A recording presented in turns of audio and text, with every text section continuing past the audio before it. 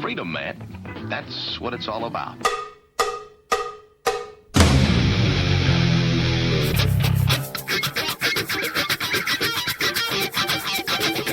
You've got to groove on freedom, like the good book says.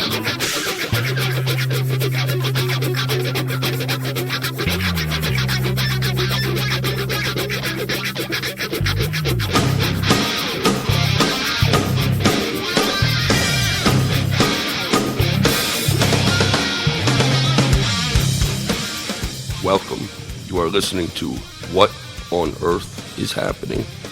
This show will discuss the topics of human consciousness, mind control, natural law, the occult, and all issues that affect the freedom of the people of Earth. What on Earth is Happening will endeavor to shine light upon the darkness of our world and to offer empowering solutions to the problems we face as humanity approaches its critical moment of choice. And now, here is your host, Mark Passio.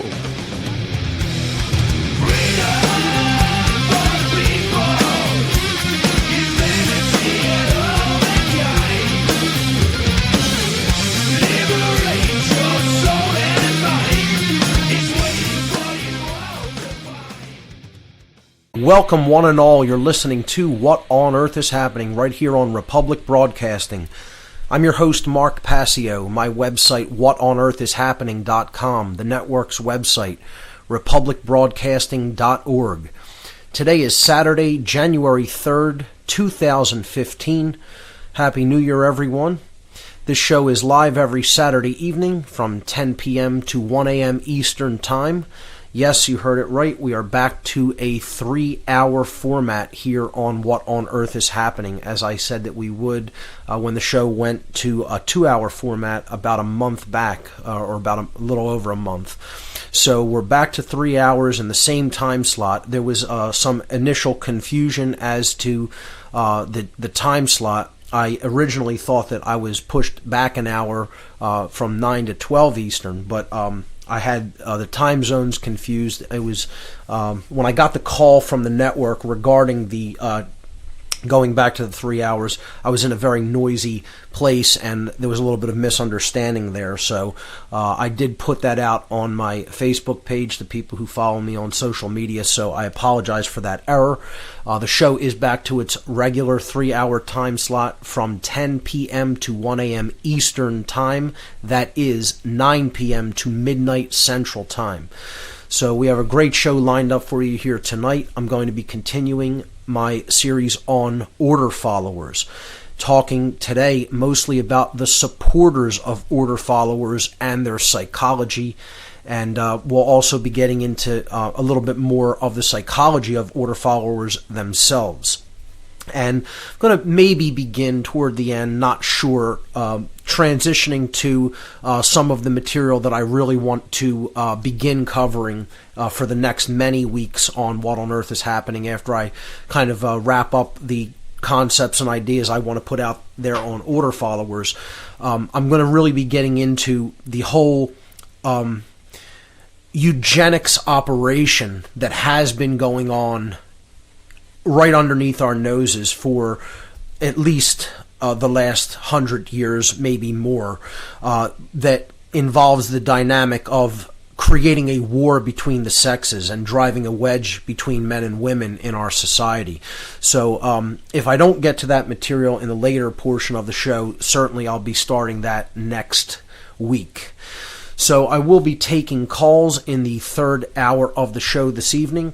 The call-in number to join us, if you want to get in the call queue, is 800-313-9443. Once again, the call-in number to join us here on What on Earth is Happening, 800-313-9443. That is a toll-free number, of course. A couple of quick event announcements before we start the material for today. The Free Your Mind 3 conference, the biggest conference of its kind anywhere in 2015, April 10th, 11th, and 12th. That's Friday, Saturday, and Sunday, April 10th, 11th, and 12th, 2015, at the Sheraton Bucks County Hotel. The Sheraton Bucks County is at 400 North Oxford Valley Road in Langhorne, Pennsylvania, just outside the city limits of Philadelphia.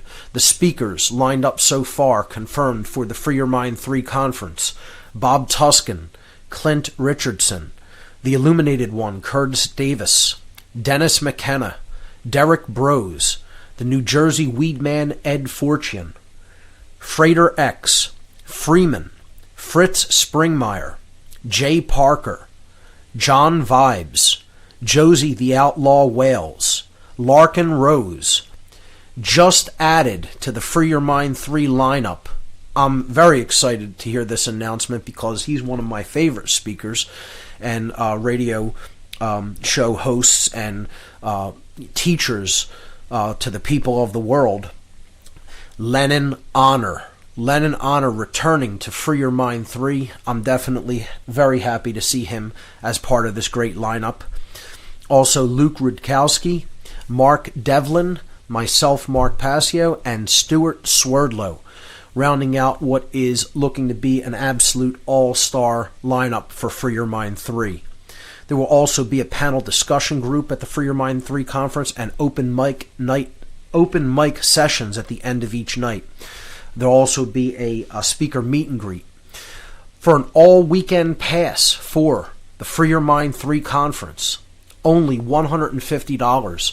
If you enter coupon code 93 at checkout at the Free Your Mind conference website when you order tickets for the all-weekend pass, coupon code 93, just the number 93, that's all, at checkout. And this is exclusive to What on Earth is Happening listeners. You will receive a $20 discount on the all-weekend pass, which will bring an all-weekend pass down to $130. This exclusive offer for my radio listeners will end this Sunday night at midnight Pacific time. So you have tonight and tomorrow to take advantage of that coupon code for a $20 discount on an all-weekend pass for the Free Your Mind 3 conference. And getting your tickets now is the best way to support this event because it helps to pay for the venue and for the speakers' travel and lodging expenses. Folks, I'm just highly encouraging anybody, don't worry about the schedule. The schedule is not made yet. The speakers have to be, the full lineup of speakers will have to be completely confirmed by the main organizers. And once that's done, then they'll make their speaker schedule. Hounding people for the speaker schedule is not going to get it out there any faster. This will have to be determined by the organizers, in their time. And quite frankly, it's just my take on this conference is if you support this event, and I know there are some people out there who have limited funds to spend, but I'm asking people to just buy the all-weekend pass. Even if you can't be there, let's say on Friday evening or whatever, support the event by buying the all-weekend pass. It's the best way to show your support for this event and for its organizers and for the speakers. And it's the best way by getting your tickets in advance, an all-weekend pass in advance. You are helping to the organizers to pay for an event that is very expensive. Renting a high top caliber venue like the Sheraton Bucks County Hotel is very expensive. Bringing all of these speakers from all over the country, just think about the travel and lodging expenses to lodge them for the duration of the conference. Okay? This is not something that is pulled off easily. Organizing a conference is a gigantic task that largely goes thankless and unrewarded. So my appeal to people out there, if you want to support this event, get an all-weekend pass in advance. That's the best way you can help to support the goals of the Free Your Mind Conference. For more information on this phenomenal event coming up in April, visit the conference website at freeyourmindconference.com. So, when we come back from the break, I have one more quick event announcement, and then we'll jump into our topic for this evening. More on order followers and their psychology and the psychology of those who support them. You're listening to What on Earth is Happening. We'll be right back. Let's swim to the moon. Let's climb through the tide. And penetrator.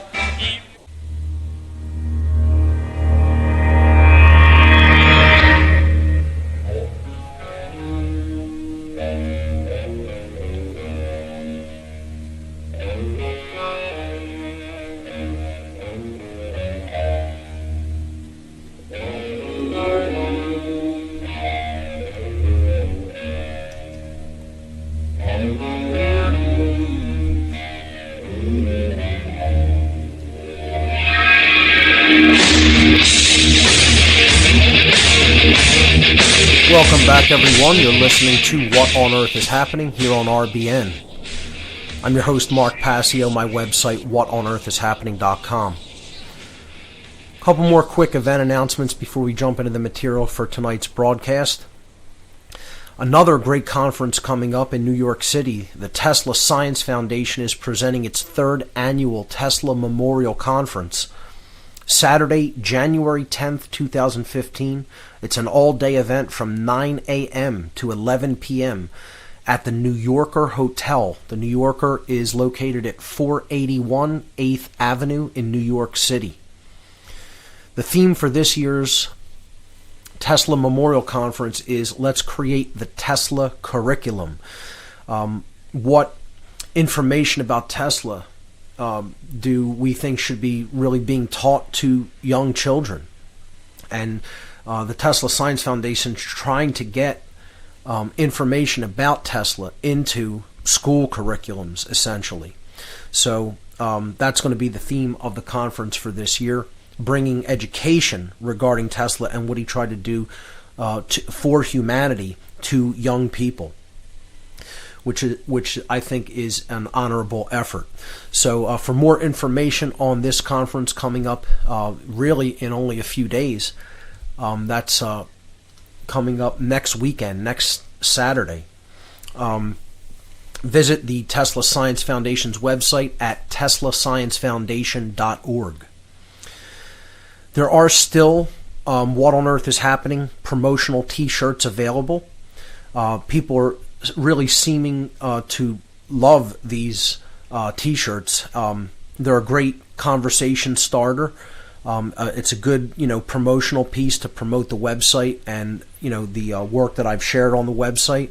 So if you want to receive a What on Earth is Happening promotional t-shirt as a gift in return for a voluntary donation to help support my work, you can click on the left-hand side of the What on Earth is Happening.com website. It's the first item under latest news, or if you just go to the news tab, it will be the first article on the news section of the site.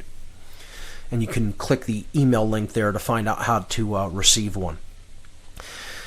There's also a donation button on the left-hand side of my website, whatonearthishappening.com. If you feel that you've received value from the information I've shared on the website and on this radio show, please feel free to make a voluntary donation to help support my work so that I can continue it into the future. With that having been said, let's jump into what may or may not be the final in this series that I've been doing on order followers, depending on how it goes this evening. But what I want to talk about today is the psychology of the people who support order followers. And I guess I'll jump in here and talk a little bit about how people are apologists for order followers. And they want to excuse their behavior because they'll make the claim that order followers believe that they are doing quote-unquote good.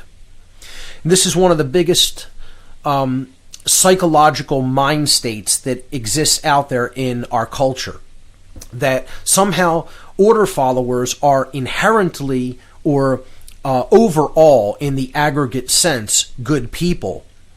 It's just that they do things that are misguided because they believe that what they're doing is good and acceptable. And I tend to just completely refute that whole argument in general. I think a lot of these people really enjoy what they are doing. I think they're totally broken individuals with just completely damaged souls. who hate themselves and enjoy creating pain for other people. That's what a secondary psychopath behaves like. And, people making just complete excuses for these people is part of the whole Stockholm syndrome that this entire culture is under. We want to just say, oh, they're just good people. It's just a few of them, spoil the bunch. They're largely good, and then there's one bad apple in the bunch. You hear this argument continually, over and over and over, by people who are essentially what I would call Nazi apologists. And I want to talk a little bit about my use of this word, because, I get people who are trying to tell me I shouldn't use the word Nazi. I shouldn't talk about the Nazis. Well, first of all, nobody's going to tell me what I will or will not talk about, or should not be talking about on my own radio show. I'm going to talk about what I want to talk about, because I have freedom of speech. And if you don't like it, shut the radio off. Shut the internet page that you're listening to it on off. You don't have to listen to me, okay? You're certainly not going to influence anything I talk about here, because I have a very specific set of things I want to talk about, and I'm going to talk about them as I see fit, and I'm going to use the terminology that I see fit to use. So go on your own show and talk about what you want, and or don't talk about things that you don't want discussed. You do that when you have your own radio show. So I'm quite frankly just tired of the emails. It's bad enough that I have to sift through the nonsense that I get in my email box, because I do have to essentially, look for things that I do need to respond to. But, just if you're going to write to me and say moronic things like, somehow that the Nazis were just good people, or that, Hitler was a wonderful man and he was completely misunderstood because you watch some moronic documentary that has its facts completely wrong and screwed up, and you want to buy into some nonsense about how the Nazis were humanitarians, well, go ahead and believe all that nonsense, and ignore actual facts and reality. And people want to say, oh, the term Nazi isn't these Nazi apologists for order followers want to say it's not a valid comparison. What's going on in today's culture through order followers somehow isn't an equivalent of what the Nazis were doing in Nazi Germany. Or you have these other complete idiots out there that want to say just a number is what they want to argue about. How many people were murdered by the Nazis, or how many Jews were killed by the Nazis. I've said from day one, who cares? It doesn't make a difference whether the number is 1 or 100 million. Does not make the slightest bit of difference. The bottom line is you're talking about a culture that put authority on a pedestal and worshipped it as a god. Bottom line. All based in total authoritarianism. All based in collectivism. All based in socialism and fascism. And people can't see how these are the same forms of control with a different uniform on. Because they're brainwashed. They're brainwashed by their culture. They're brainwashed by their racism. They're brainwashed by the things that they've been lied to about. And then people want to say, I don't know what I'm talking about when it comes to this dynamic. I mean, give me a break. Anybody that would support this sick regime or any other dictatorial, totalitarian, sick, twisted, psychopathic regime needs their head examined, because there's something seriously broken inside their soul. There's something wrong with people like that. And they haven't read enough. They haven't done enough study into real history. That's why they don't understand what's going on now.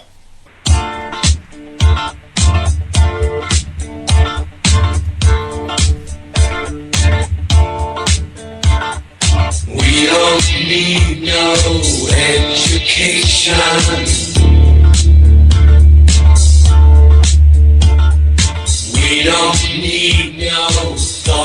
control. No dark sarcasm in the classroom.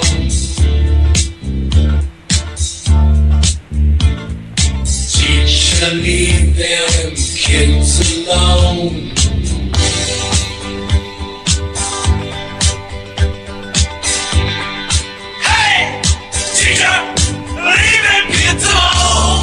Welcome back, everyone. You're listening to What on Earth is Happening. I'm your host, Mark Passio.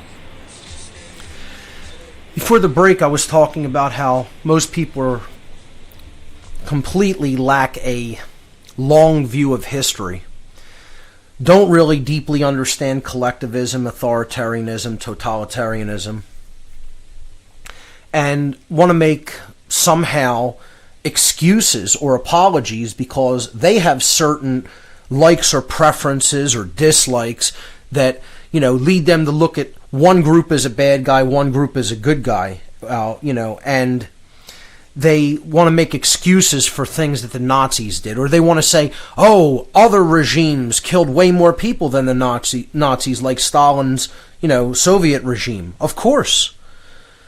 Absolutely. No disagreement. And people, have a hard time with, well, why then do people focus so much on the Nazis?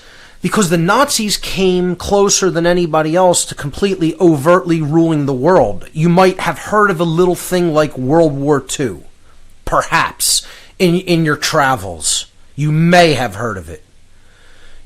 So this is why they are considered the poster children for totalitarian authoritarianism. They devastated practically the entire continent of Europe. And what was it, a manipulated war? Of course. Of course it was a manipulated war by international banksters. And the Nazi dog got off their chain. Of course they're manipulating both sides. But, this is a good segue into a concept that I want to really try to hammer home with people and get them to understand. Really listen to what I'm saying here, folks, because it's gonna really carry over into future work that I'm going to talk about on this show.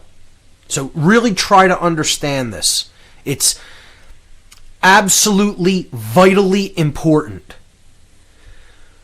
In a dialectic manipulation that is being carried out by the highest levels of the control system, let's say, the people who are the mind controllers, the dark occultists of this world, the think tank institutions that really want to socially engineer the entire culture, the whole world, the social engineers, the mind controllers of the world, whatever label or name you want to put to them.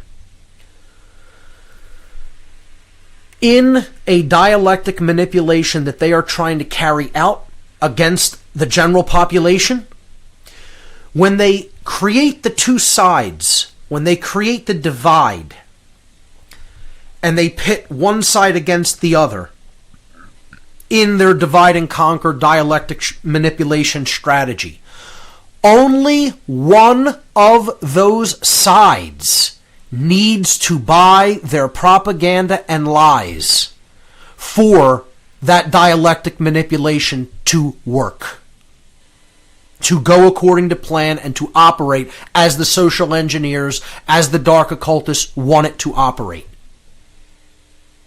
And there can be no better example of that than Nazi Germany.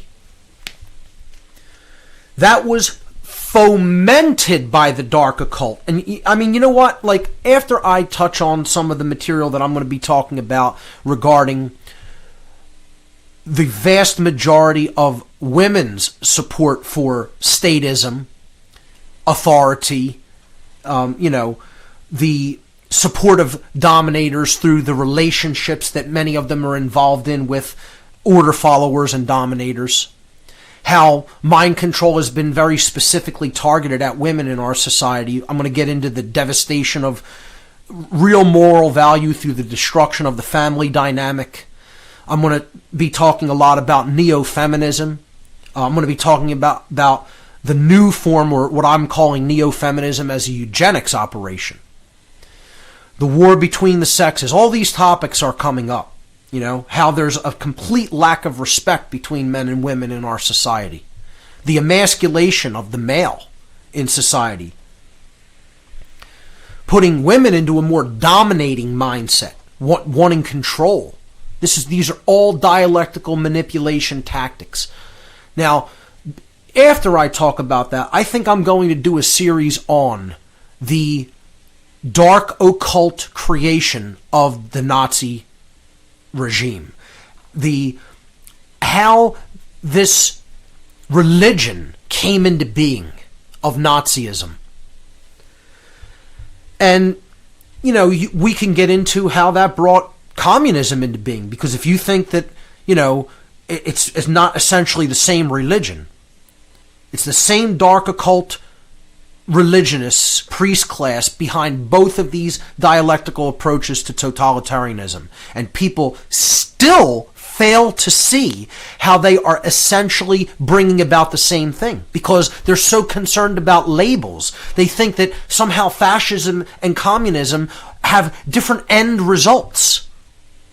It's a name, it's a label, folks. They both are totalitarian regimes based in collectivism, where government is God, the people become feudal serfs, nobody owns property, nobody has rights, and the world goes into a huge prison society.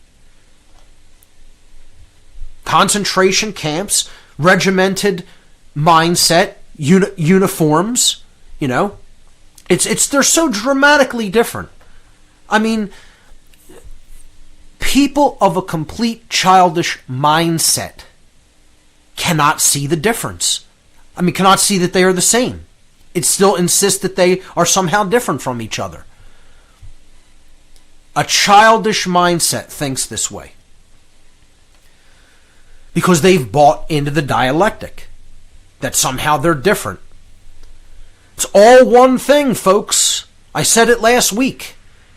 You want to know who's behind this? It's the cult of the dark sun. Period. I don't care what name you want to put on it. The priest class of Saturn, the dark occultists, the mind manipulators, the social engineers.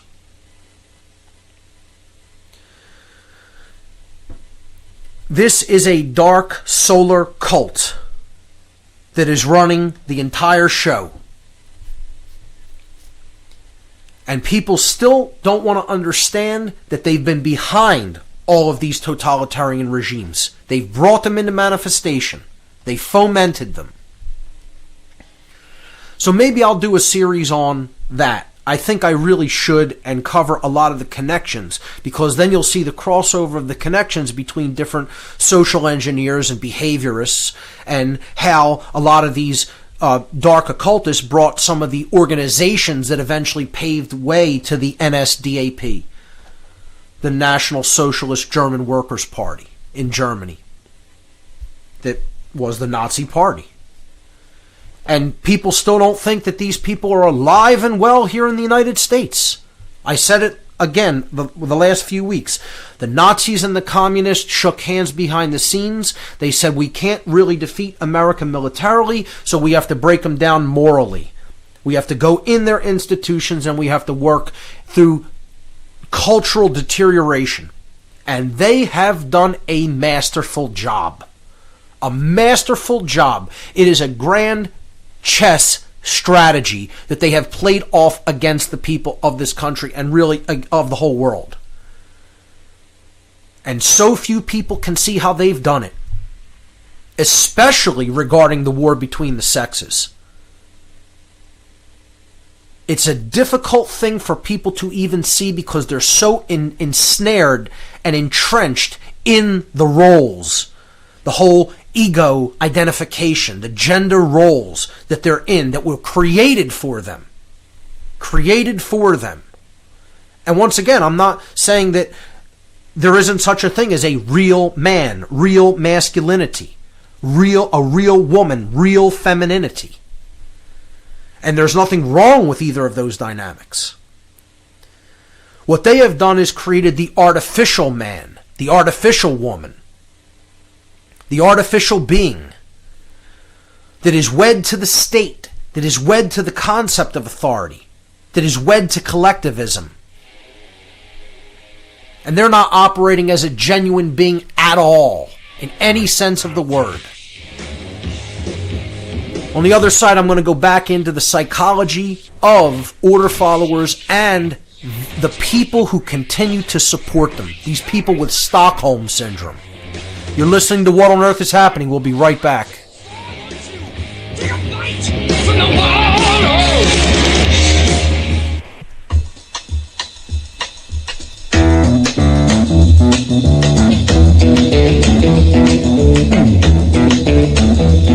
You know the day destroys the night, night divides the day. Try to run, try to hide, break on through to the other side, break on through to the other side, break on through to the other side, yeah. Welcome back, everyone. You're listening to What on Earth is Happening. I'm your host, Mark Passio. My website, whatonearthishappening.com. Before the break, I was talking about a very important concept, that only one side of a dialectic manipulation that is set forward by the mind controllers of this world, by the social engineers, only one side of that dialectical divide needs to buy the propaganda and the lies in order for the dialectic to work, in order for that dialectical manipulation to work. And I'll just give a couple of examples. World War II is a perfect example. Okay, you can look into the manipulation of both sides. You know, how that was funded by the same people, the same international bankers. Just look at Chamberlain's policy of appeasement to Hitler and the Nazis regarding Czechoslovakia, and how he just basically did nothing while they rolled into another area of Europe. They clearly were being given orders to allow this to happen and build up. But my point here is if you have one group of people buying into the total authoritarian and totalitarian mindset, okay, what are you supposed to do? What are the rest of the people of the world? What was the proper response? To say, oh boy, look, this is all just a big manipulation, while tanks are rolling into their country. Oh, we understand they're just mind controlled, and they all bought the dialectic on this side. So what are you supposed to do? Throw your hands up in the air and say, well, we all understand it's a big manipulation game, while you're being steamrolled. This is a perfect mirror of a modern example. We are living today with a standing army amongst us. Something that the founders of this country continuously warned us not to allow to happen.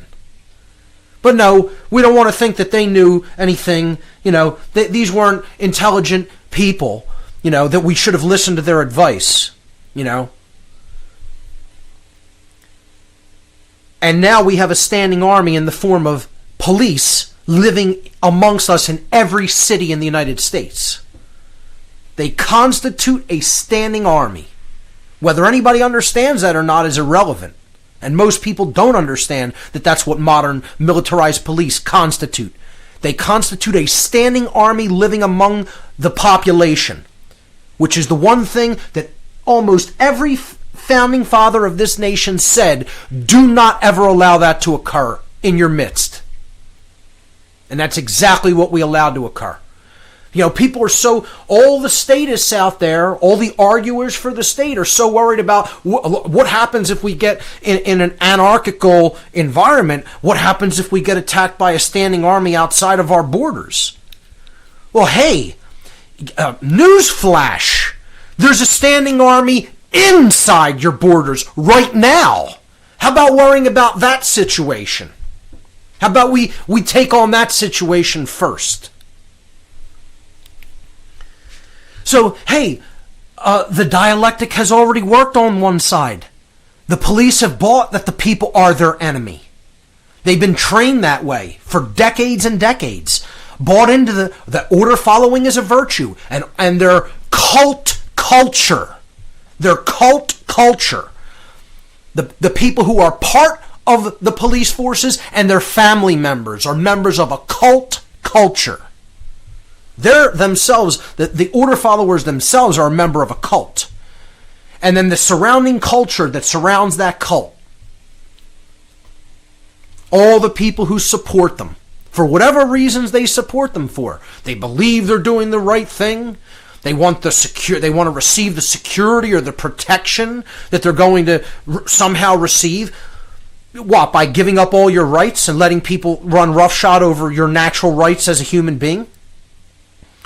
Now, all of these order followers, supporters, want to abdicate their personal responsibility to defend themselves. You know, you'll hear this from minarchists and other forms of statists. Well, what are people supposed to do? Be constantly on guard regarding their freedom and constantly having to defend themselves? Yes!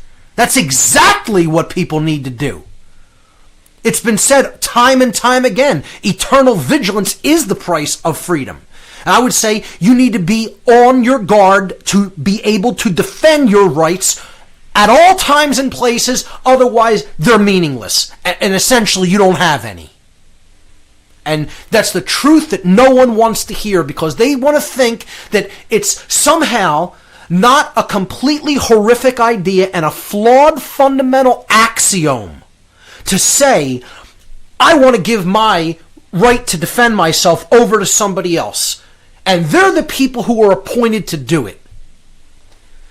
You know what? Again, maybe in the ancient past when there were no, projectile weapons that could be fired from a human hand, were men essentially in the position where they had to take on that role because they were the traditional protectors of the family unit, especially when it came to females, because let's face it, men are the physically stronger of the two sexes, just by muscle mass and muscle strength and body frame alone.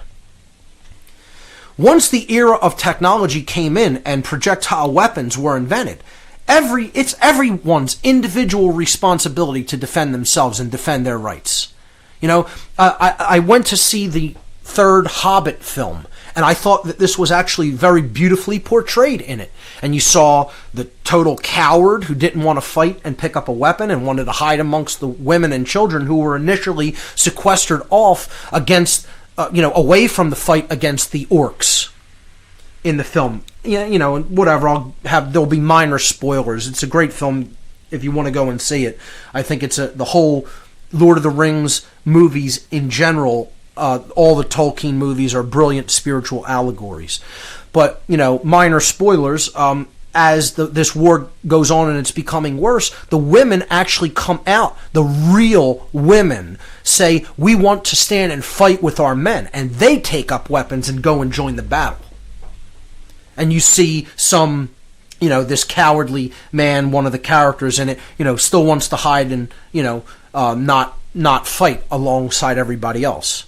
It's a good allegory about bravery and what real men and women do when their rights are under attack, when their bodies are under attack.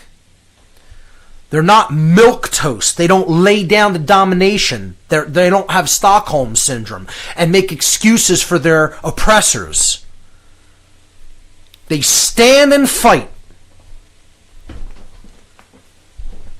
And nobody wants to talk about the validity of standing physically against an oppressor. The Nazis weren't going to be reasoned out of their stance, folks. I like the scene in the movie Inglourious Bastards, which I think is a phenomenal allegorical spiritual film that people really should watch. That film is really about the mindset of the Nazi and how it should be dealt with. And, if people don't understand this is who we're ultimately dealing with, you have no conceptualization of history. You don't understand what happened post-World War II. People think we defeated the Nazis. We defeated no such entity. We defeated the German Wehrmacht. The Nazis didn't even surrender to the Allies. In the treaties of surrender, there were no people present from the Nazi Party. The German military surrendered to the Allies. So, then what happened afterward is the intelligence agencies from not only Britain but America as well competed with the Soviets for how would we divvy up the Nazi scientists. And we brought all of these scientists, doctors, engineers, and most importantly, psychologists over to the United States with the help of British intelligence, with the help of our own OSS, the Office of Strategic Services at the time, which subsequently became the CIA, and absolutely most influentially through the Vatican, that brought all of these Nazis in the tens of thousands into the United States. And they settled largely on the east coast of the United States, in New York and New Jersey, which is why they're some of the most Nazi totalitarian states in the United States at the current time. We'll pick up this exploration of the psychology of order followers and the dialectical manipulation on the other side of this break. You're listening to What on Earth is Happening. Stay with us.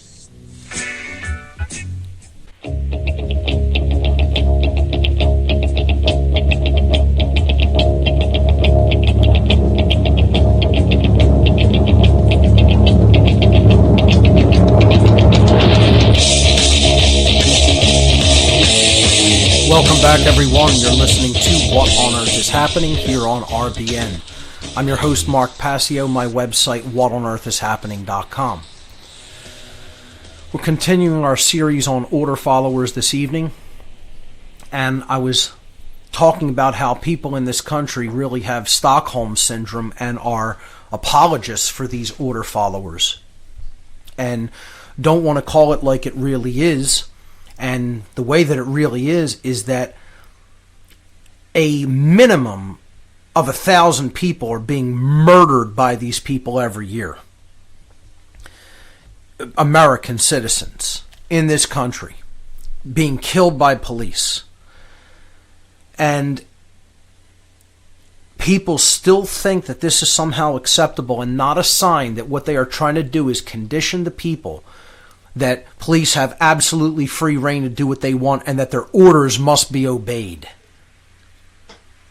And people still put this form of totalitarian authoritarianism on a pedestal and think that, if this order follower calling themselves a cop in this costume is commanding another individual, then their word is the law and you have to do what they say.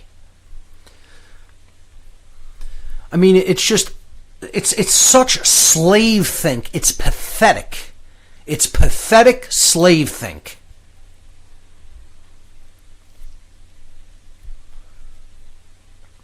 And once again, the dynamic I was talking about before is only one side of a dialectical manipulation needs to buy the lie for the dialectic manipulation to work successfully.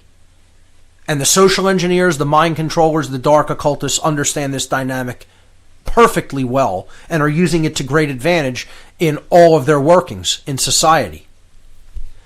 I was saying about World War II being a dialectic. Well, if people woke up and recognized, well, the bankers are funding both sides and they're, appeasing Hitler this territory to make him, blow up into a huge threat so that then, other people have to come in and take him out. What are we supposed to do? Just let him take over the world? Let his troops run roughshod all over the entire world? Of course, then the dialectic is going to work, and people are going to have to come in and say whether there's a dialectic manipulation going on here or not. We need to do something about this. And that's what had to happen. Same thing with the police today. What are we supposed to do? As modern Nazis are advancing on us and taking our rights and constitute a standing army amongst this country, what are we supposed to say? Oh, they're just manipulated. We don't need to take any action or do anything about this situation. Oh, just stand back and observe and watch and just say, oh, isn't it sad that they're so mind controlled? they're going to push the dialectic until there is a blowback. And it's going to be like a bomb going off, folks. I mean, if you don't understand that, we're well on our way to civil war in this country, you're not paying attention at all. At all. And they're probably going to get that. And again, that's what I've said from day one, what I'm doing all this work to try to avert and avoid. But unless people wake up to the dialectic on both sides, it's going to work. Both sides have to be woken up to it. Not just the side that we are on as truth seekers and truth tellers. The people who the mind control is currently working on would have to wake up as well. And there's no indication of that happening. No indication of it happening at all. It would be happening, people say, what would be your criterion? My criterion, and I've said it over and over again, when so few people want to become cops or soldiers that what we consider the mainstream media today would have to go on the airwaves and say we cannot find people to fill these institutions. The institutions themselves are crumbling because no one wants to do these jobs. That's when I'll say there's an awakening happening in humanity. And not a minute until. So you want to think about how far away from that we are? That's the criteria for a real global awakening, right there. And we're not even remotely close to it, folks. Hate to burst your bubble. But I'm not here to be like some of these other people who say the white hats are all here to rescue us and the Andromedans have our back too. Well, they're getting ready to make the mass arrests any minute now. I mean, please. These social engineers are firmly in control because they have people's minds. There's no indication that that's changing on a global scale. All they need to do is keep pushing the dialectic on one side, on the people whose minds they already firmly have. Until they're out of the mind control, the dialectic will work. Because what do you think the American public's going to do as this gets worse and worse? You think they're just going to keep standing back and taking it? At some point, it's going to blow up. And I understand that's what they want, so that they could quote-unquote declare martial law. But guess what? That'll blow up itself, and people aren't going to just sit back and take that. The point is, you sit back and do nothing, these people take everything. It doesn't make a difference whether you know they're being manipulated. Action's going to be required to either get them out of that mental manipulation or failing that to physically deal with them. And no one wants to hear that because both of those things are extremely hard things to do, are going to be extremely hard things to do. The best case scenario would be people join the great work and actually get these people out of the mind control that they're under. But that's extraordinarily hard work that involves people dealing with the truth and dealing with personal introspection, which most people don't want any part of because they're children. They're emotional, psychological, and mental children. Just let's look at the psychology of an order follower for a few moments. Where does this desire to even become an order follower come from? They want approval. They want to be told, oh, you're good, it's virtuous what you're doing. You're listening to what the state commands of you. Because we say it's good. And so what they do is abdicate their personal responsibility to judge and discern the difference between right and wrong behavior for themselves. And they make the claim that they can give that up to someone else that can tell them what to do, and then they could just perform the action without actually judging it in their own mind according to spiritual law, according to natural law, whether it is actually a behavior that they have a right to take or not. No, they don't want to do that judgment. They don't want to do that discernment. Well, what kind of people don't want to judge and discern for themselves and want to let other people make their decisions for them? Insecure people, childish people, children. That's a hallmark of somebody who is a child and wants to remain a child. who doesn't want to grow up. They want to believe they're doing good, the semblance of good. And they have this need for approval because of their own self-loathing. They want the new mommy and daddy. See, and this all stems from parental abandonment issues, folks. This goes back to my Cosmic Abandonment series. But this is about actual, human parental abandonment issues. Because their parents failed instilling true morality in them. And in many cases, failed them in many other ways. Whether it be in, physical absence or not. Emotionally let them down. Spiritually let them down. Didn't instill morals in them. Largely because of the breakdown of the family dynamic. Which, again, is a result of this deliberately created war between men and women. That is raging in our society. So they're going to go to the new mommy and daddy, the state, for their approval. Because they didn't get it from the real mommy and daddy. You see how this dynamic works to keep these people eternal children. We'll pick this up on the other side, folks. You're listening to What on Earth is Happening. We'll be right back.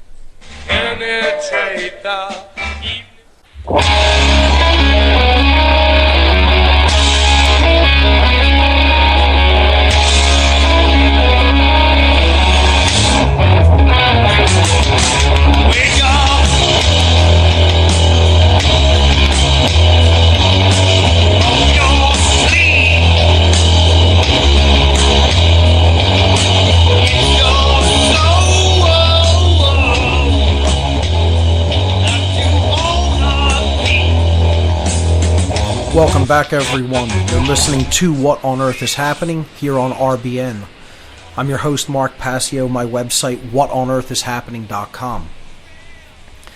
I was talking about parental abandonment issues within order followers. They have this incessant need for approval from others. Because they didn't get enough approval from their real mother and father. Or their real mother and father were absent or let them down in certain ways. Whether it even be emotionally or spiritually. They certainly didn't raise them with real moral values, because there is no such thing as the moral value of thinking that following somebody else's orders is a moral virtue. Because it can never be such. So many people in America buy into this religion, this nonsense religion, that following somebody else's orders, obedience is a virtue? I mean, give me a break. It's the exact antithesis of that. It's the diametrically opposed polar opposite of virtue or morality. Because conscience is the knowledge of the definitive difference between right and wrong behavior. And exercising conscience, which is the hallmark of a moral being, means you are going to act upon that knowledge and choose willfully the right action over the wrong action once you know the difference. Following orders is the exact opposite of that. It's saying, I don't care about knowledge. I don't care what the difference between right and wrong is. They're telling me to do it. They're offering me this to do it, and I'm going to do it. The exact opposite of virtue. Completely logically proven right there. What about the supporters of order followers? How about their parental abandonment issues? As people engaged in this Stockholm Syndrome dynamic. They believe that they're going to receive security or protection in this so-called exchange,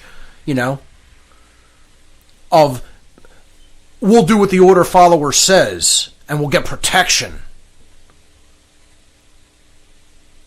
I mean, you don't think that comes from parental abandonment issues? They're substituting the feeling that they never got from mommy and daddy, security or protection, and handing that off to the state. People never think about how this dynamic works. When it comes to the underlying thing that's going on here in society, folks, is parental abandonment. And then you tack cosmic abandonment onto that, the cosmic form of parental abandonment. And you have the absolute perfect degradation of a species, which is what humanity is undergoing right now. The parental abandonment issues of this dynamic cannot be overemphasized. And you think about then why that is. What's creating the destruction of the family dynamic? What's creating the destruction of the ability of man and woman to get along with each other? What's creating total hatred between the sexes? And many people will insist it's just the nature of people. It's human nature. And again, as soon as I hear that term, I know you don't know what you're talking about. Immediately, I know you don't know what you're talking about. You might be able to see the symptom. You may be able to see the symptom. You may even be able to have an accurate analysis of the symptom. But you do not understand causal factors. And anybody that wants to just chalk any of this up to just human nature has absolutely no clue what they're talking about, because they're completely ignoring social engineering. They're completely ignoring mind control. They're completely ignoring the stated agendas of think tanks worldwide that want to put eugenics operations into effect in the world. They want to take over society with collectivism and totalitarian belief systems. And they're doing this through the destruction of morality. And they're doing that through the destruction of the family dynamic. And this is a joint operation. This is not only a collectivist, totalitarian based op, but it's also a eugenics op. When you understand how it works together, you'll realize it keeps the population manageable. And birth rates in this country are down. And that's another thing I'm going to get into. 2.1% birth rate needed to maintain a steady population. Current estimates are we're at a 1.85 and dropping. But nobody talks about that because we're packed like sardines in overcrowded cities, and then people want to say the world is overpopulated. The carrying capacity of this world's a minimum of 10 to 20 times what we have on it. Maybe more.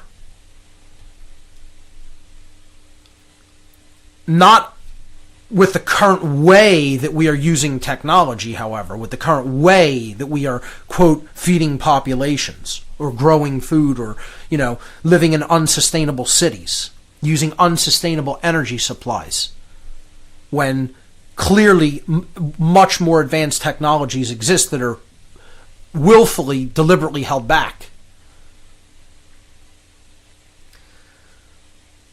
The supporters of order followers are also abdicating their personal responsibility, just like the order followers are. The order followers are abdicating their personal responsibility to the mother and father figure, government, because they don't want to own the responsibility to judge and discern the difference between right and wrong for themselves. Their supporters are abdicating their personal responsibility to defend themselves, their rights, and their property. They want to leave that to someone else. So for all the minarchists out there who say government is set up as some form of a protectorate, there's that word, security and protection. You can never give that away to someone else. Cannot be given away. It's yours whether you like it or not. And they would say, well, what are people supposed to do? Constantly be on guard against, the bad guy who might come at any moment? Yes! Correct! Which is why I advocate for the arming of everyone. Everyone should be armed. You'd have a lot more polite of a society the more armed the population is. And that all of these people who want to support the state and who think that we need order followers in the form of standing armies. Once again, you already have them among you. People are more worried about standing armies coming in and attacking from the outside. Well, if everybody was armed, you wouldn't have to worry about that. The militia would take care of that. Again, the other thing, the only entity that the founders of this country said was necessary for the preservation of freedom, said, do not allow a standing army. If you did need to raise a standing army for some reason, like a very well organized attack on your borders, you would do that from the militia. You would organize that from the militia. It would be able to be organized quickly and organically, and when the threat would be dealt with, then you would put down the standing army. Standing armies were never meant to be kept in this country. And people will say, oh, that was in those times, not in modern times. The founders would never have changed their position on that because they recognized the danger of a standing army. And we're in it. We're living it, folks. The example is all around you. We'll be back. Welcome back, everyone. You're listening to What on Earth is Happening. I'm your host, Mark Passio. My website, whatonearthishappening.com. When are people going to wake up and understand that there is no such thing as giving up your personal responsibility to someone else to either discern the difference between right and wrong behavior, or to defend yourself when someone who doesn't care about the difference between right and wrong behavior decides that they're going to violate your rights and freedom? That responsibility always belongs to you and you alone. And again, it's the sacred feminine and the sacred masculine combined. The personal responsibility to judge and discern the difference between right and wrong behavior is the sacred feminine dynamic of the non-aggression principle, of coming to an understanding, a deep knowledge of the non-aggression principle, which I call the sacred feminine principle. And owning the personal responsibility to be responsible for your own protection, your own self-defense, is the sacred masculine dynamic.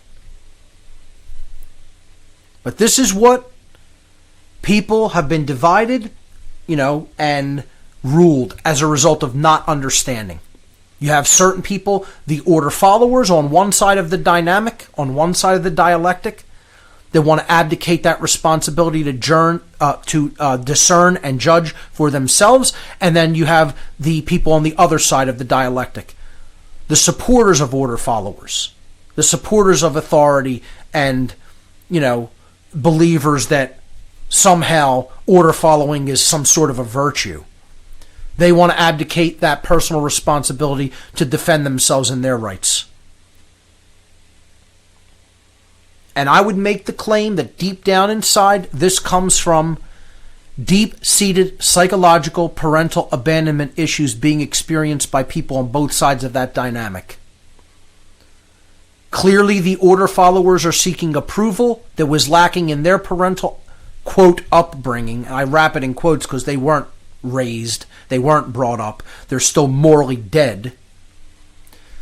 And all the people on the other side of the equation are acting as little children who want to be protected, who want to be, have the strong father figure, big daddy government, take care of them, keep them safe, when it isn't anybody else's responsibility but themselves to keep themselves safe. People don't like to be told that they're on their own.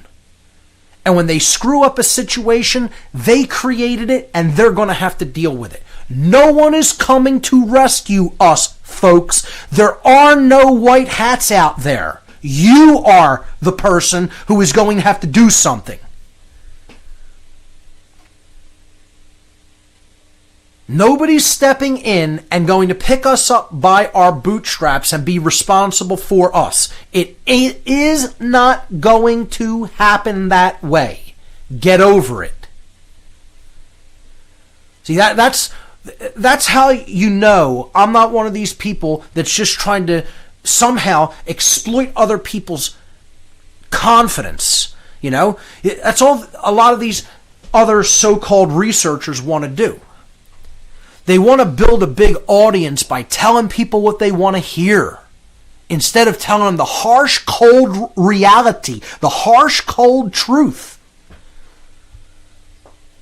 And the harsh, cold truth is, more people want the dynamic of the world the way it is than want it to change. Because if more people wanted it to change, it would change. We are not at that tipping point. We are not at that point of change. Not yet. Not even close to it. And that's what I'm trying to get people to clearly see, what our work is to do. The great work is so far beyond where most anybody conceives of it. It's so much more difficult, vastly difficult, than anybody even has a conceptualization of. Hardly anyone. People are stuck in this new age crap dynamic of, it only takes a little bit of people to create a mass change. Wrong. Incorrect. It's a lie. It's all about numbers. It's 100% about numbers, folks. That's why it's called a tipping point. In a chemical reaction, you would need to add a certain amount.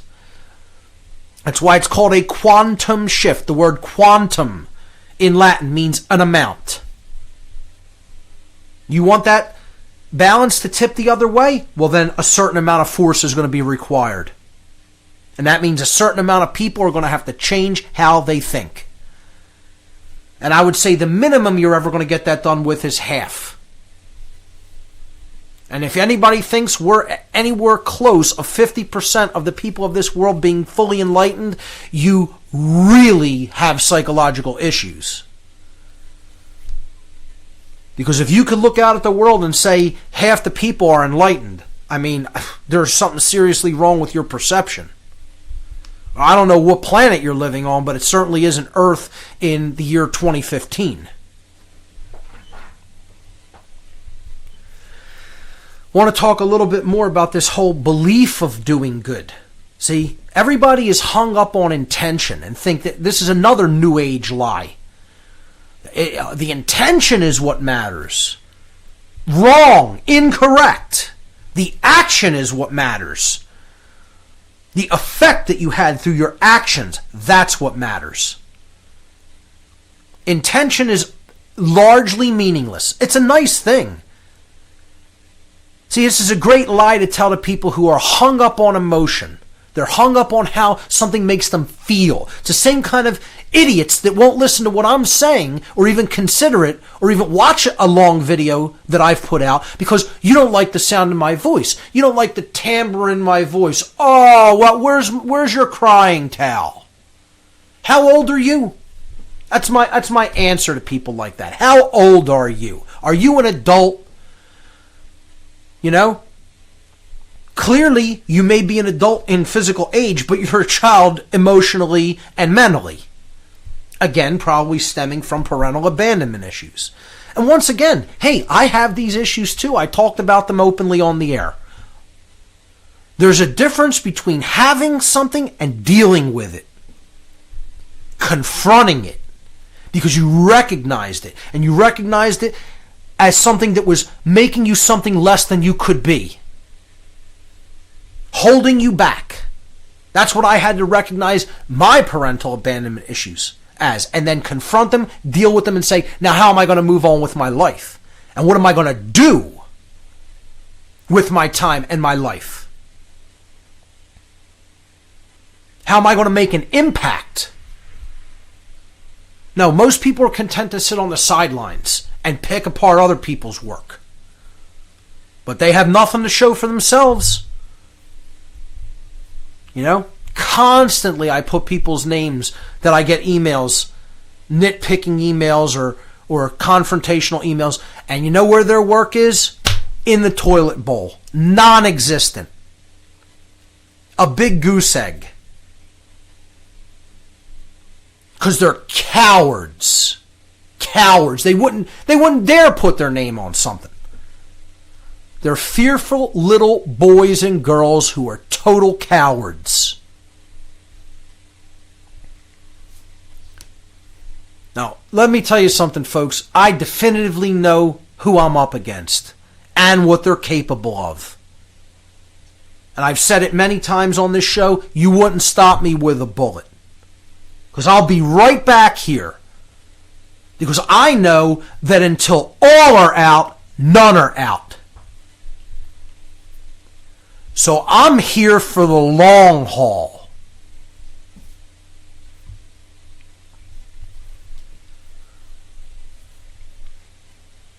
So it all comes down to people not wanting to grow up. They want to remain in that childlike, infantile mindset that says someone else is going to handle that for you. Well, news flash for you folks. We're the only ones here.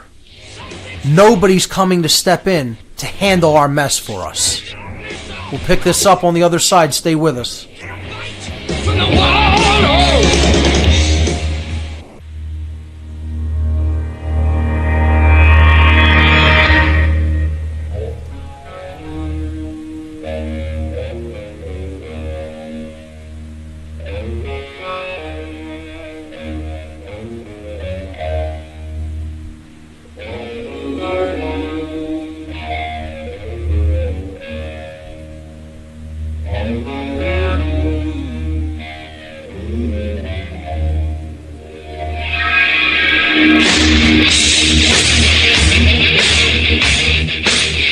Welcome back, everyone. You're listening to What on Earth is Happening here on Republic Broadcasting. I'm your host, Mark Passio. My website, whatonearthishappening.com. Before the break, I was talking about how there's no one else here who's going to help us out of this situation, folks. I mean, if you believe that, I think you're extraordinarily naive. Other intelligences, other species, while they may exist out there in the universe, are not going to want to do our work for us. Then they'd be responsible for us. Like a parent would be responsible for a child. And we're already someone else's bastard child that has been left at the doorstep of the universe.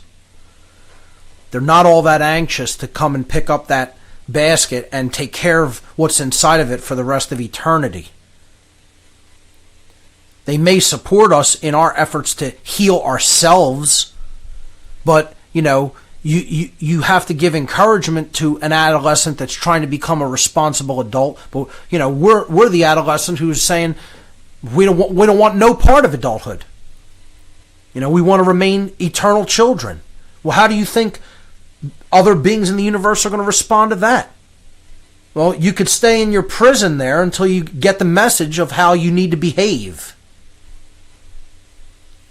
And anybody that thinks that all of these beings that are somehow racing here, tripping over each other to get to us, I mean, it's wishful thinking. And the people who propagate that message, all they want is listeners. They want to blow smoke up other people's rear end to get listeners, because people love being told what they want to hear. And that's all that dynamic comes down to. Like I said, if I wanted to increase my listenership, I'd get on the air here and I'd start saying, hey, the Arcturians, they have our back, man. They're coming. Hey, we have word from channeled sources that, the craft are on their way and they're all going to come here. They're going to take all the good people away from all this suffering and all this chaos.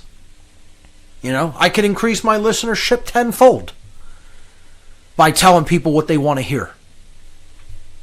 That's how people have gained massive audiences that don't have one drop of information that's even worth looking at. Now, they won't talk about natural law. Forget about an analysis of what actual morality is. Break down different actual occult ideologies, philosophies, symbols, help people to understand how they're really being manipulated. No, it's just all good vibes, That's all. It's all just making people feel good. Well, you won't come to this radio show or to my website to feel good, ladies and gentlemen. It's about learning. It's about knowledge. It's about right action. It's about getting out of your ego-identified, mind-controlled state. And all the different religions that hold you back, whether they're cultural religion, whether it's the religion of authority, the religion of money, the religion of scientism, the religion of the New Age movement. All things that just totally hold us back from our real potential as a species.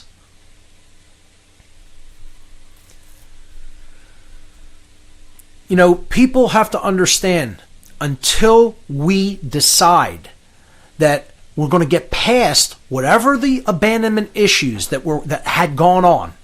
This is a big dynamic in both men and women.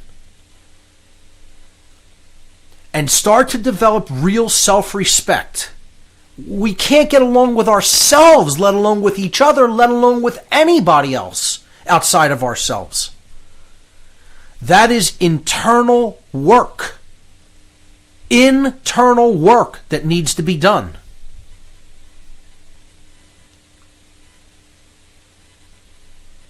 And hardly anybody wants to do that work. They want to pass on the buck. They want to pass the responsibility to somebody else. And they keep wanting to make excuses and then get all objectionable about me bringing up an example of the Nazis as what these people emulate and what they have become. I mean, if you can't look at the historical parallels of what the Nazis did and what American troops and police, soldiers and police are doing in modern times, you're blind. There is nothing else that can be said about it except you can't see that 2 + 2 = 4. It's pure blindness through wanting to believe what you want to believe and not looking at the facts. I mean, the historical examples abound. From how they completely infiltrated the culture of their society, through how they worked through these think tanks and these dark occult organizations, to how they took people's rights, how they took people's weapons, the confiscation that they want to try to put through in the United States, the constant infringement on gun rights and gun laws, constant infringement by making gun laws, which is expressly prohibited by what was supposed to be a limiter on government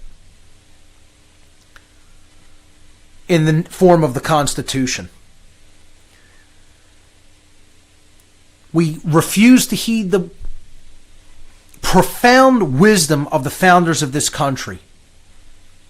We didn't want to take on our personal responsibility of self-defense through the militia, which means military strength present everywhere is what the actual term that militia comes from in Latin means. Militium vulgarum means full military strength present everywhere, which the founders repeatedly said it is constituted by the people themselves. It's not an agency of government. The people make up the militia. When they were asked, they repeatedly gave the same answer to that question and clearly stated it in their writings. And they said it was the only thing that was necessary for the preservation of freedom, the state of freedom to be preserved. And people completely ignore that, which is why I need to do more on the Second Amendment as well. Again, not that I'm a constitutionalist or a minarchist or a believer in representative government, because I'm not. I'm a complete anarchist. But the Second Amendment is something that people really can learn from, because you could break down every word in that sentence and deeply understand profound principles that the founders understood that they tried to communicate us to keep us free, or to allow us any modicum of freedom. But what do the people of this nation say? There's no wisdom in that. We don't need to pay attention to that. That was 240 years ago. What do we need to listen to that for? Yeah. Because look where you're at. In a jail cell. With a standing army living amongst you in every city.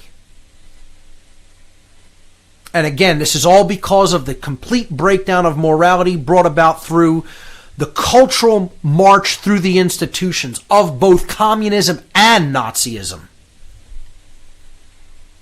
Religions of the state that once again made a deal behind the scenes and said, we're going to have to take this particular nation down that was too strong for us to take down militarily. We're going to have to take it down culturally. And again, the main thing that they are doing this through in the modern day is the eugenics operation of the total war that they're fomenting between the sexes, which is going to be topics of many future shows. The mind control that that these think tanks specifically crafted to target toward women in our society, because both of these religions of totalitarianism, the Nazis and the communists, understood deeply that you have to take the minds of women first before you can get the whole culture. Because they are acting, or were, past tense I should state, acting as the nurturers and the instillers of morals into the youth. And so once you have their minds, you have all the men's minds as well. We'll be breaking that down in explicit detail in upcoming editions of this radio show. Your call's coming up in the third hour, ladies and gentlemen. Stay with us.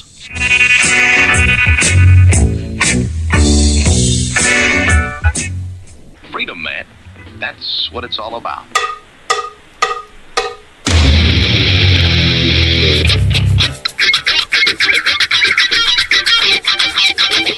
You've got to groove on freedom like the good book says.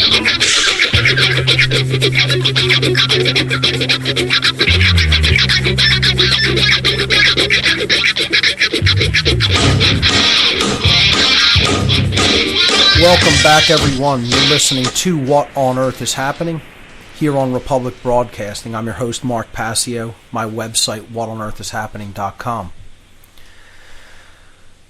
Let's go to the phone lines in this hour. The toll-free number to join us here on What on Earth is Happening, 800-313-9443. Let's hear from Rahul in Washington. Rahul, you're live on What on Earth is Happening. Welcome to the show. Hello, Mark. Great show today. Thank you. I have a question and a comment that Sure. I wanted to put forward. And before I get to the question and comment, actually, you mentioned on your show many times in the past that it's a comedy show. And for someone who knows what's going on, it really is like comedy gold. Like, I find myself laughing, even though it's really serious. Yep, I know what you mean. But my question is, have you read the Wheel of Time series? I have not. Who's the author?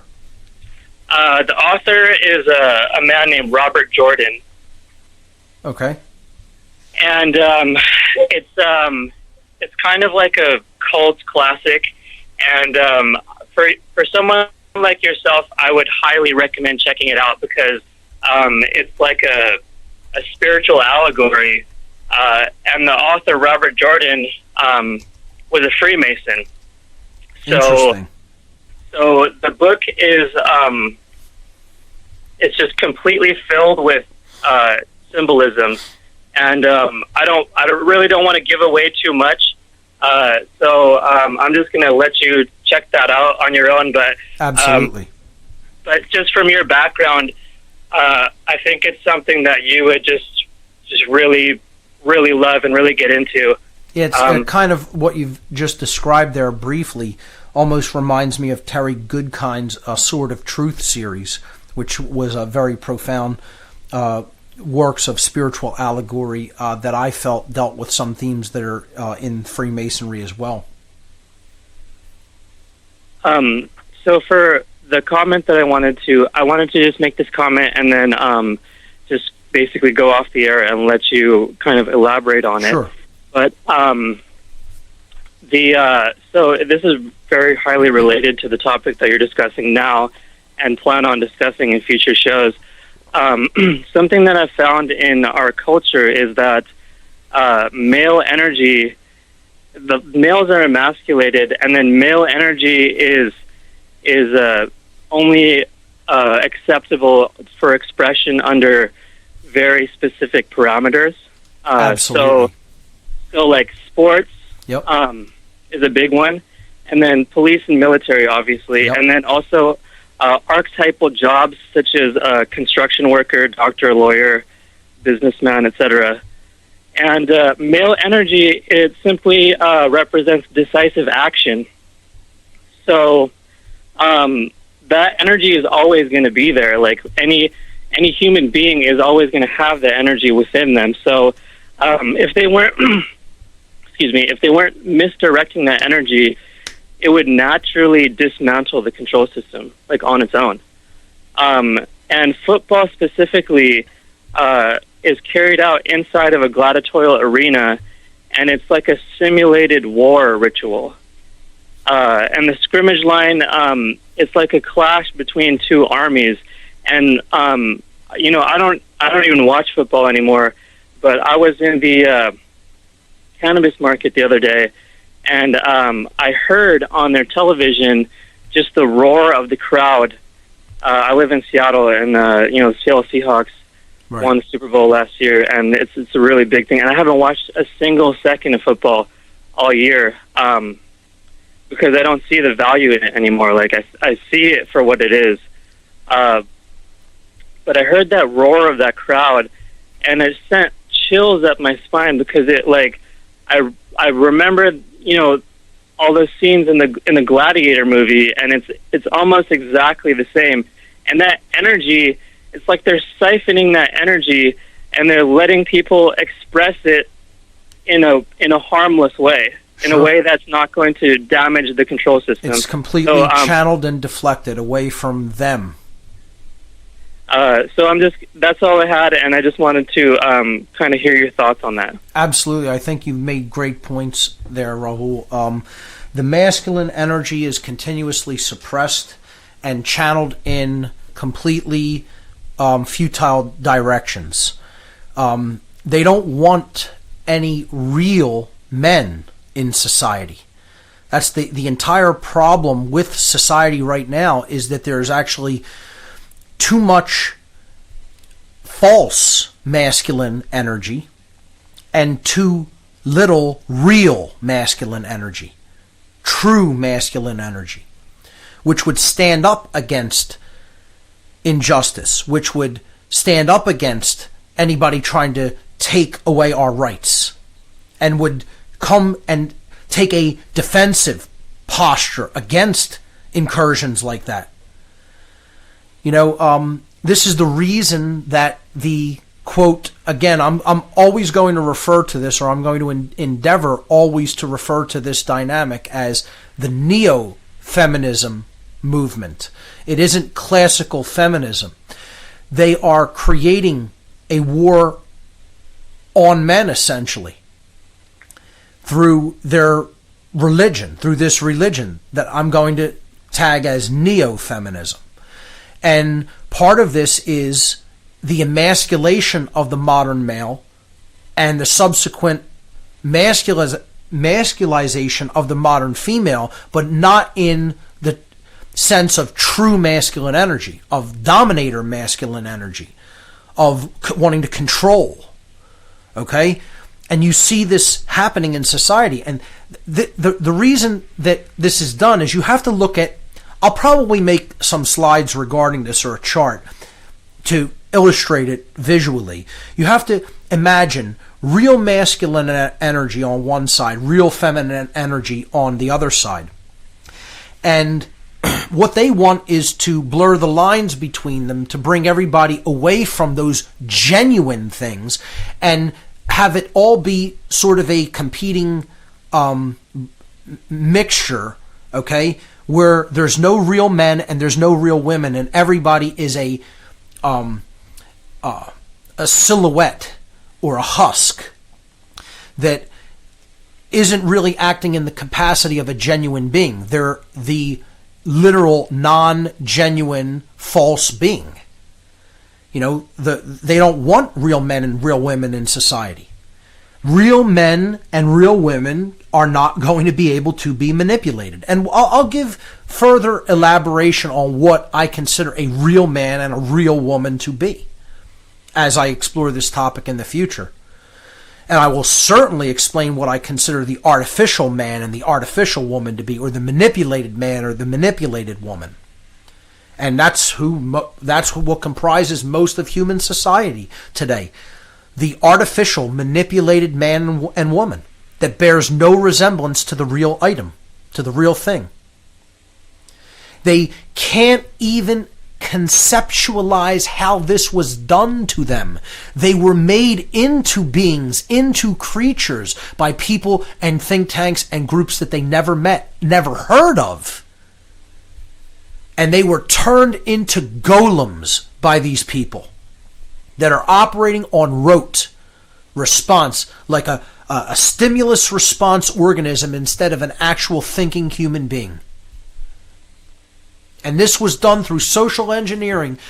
And once again, I can't emphasize enough, folks, when I make some of the generalizations that I will make when I approach this topic, I know people are going to call me misogynist. They're going to say, oh, how dare you say these things, you know. What I'm trying to do is tell people the cold, hard truth about how a dialectic manipulation only needs to be bought by one side for it to work. Stay with us, everyone. More of your calls coming up.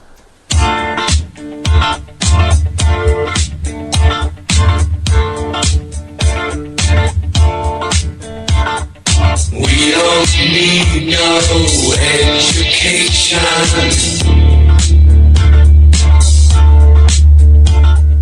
We don't need no thought control. No dark sarcasm in the classroom.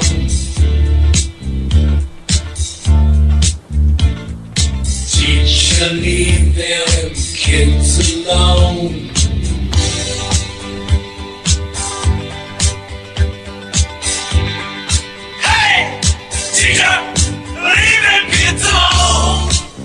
Welcome back, everyone. You're listening to What on Earth is Happening here on RBN. I'm your host, Mark Passio. My website, whatonearthishappening.com. We're taking your calls this hour. Final hour of the show for tonight's broadcast.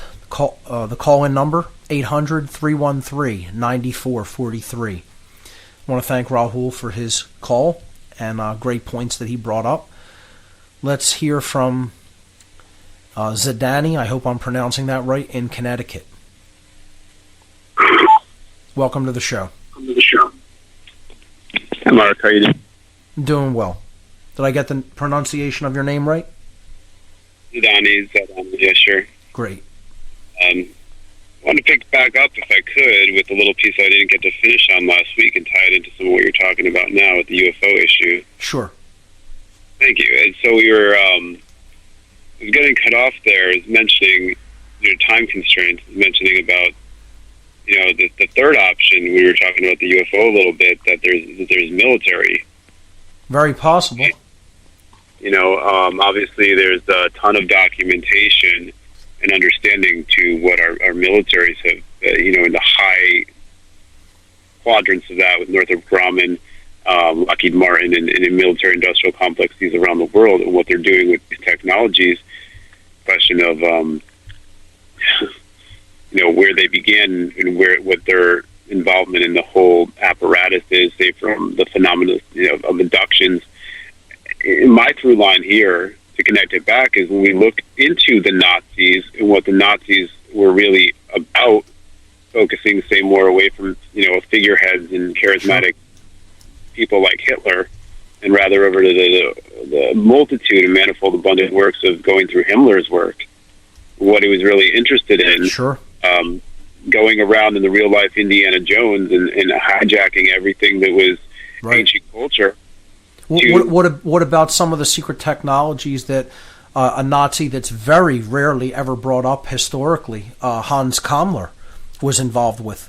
Then you get into the whole concept of the Nazi bell and, the anti-gravitic work that they were doing. I'm sure they already had very well developed anti-gravitics, and, people don't even know about all of this work that they were doing with free energy technologies.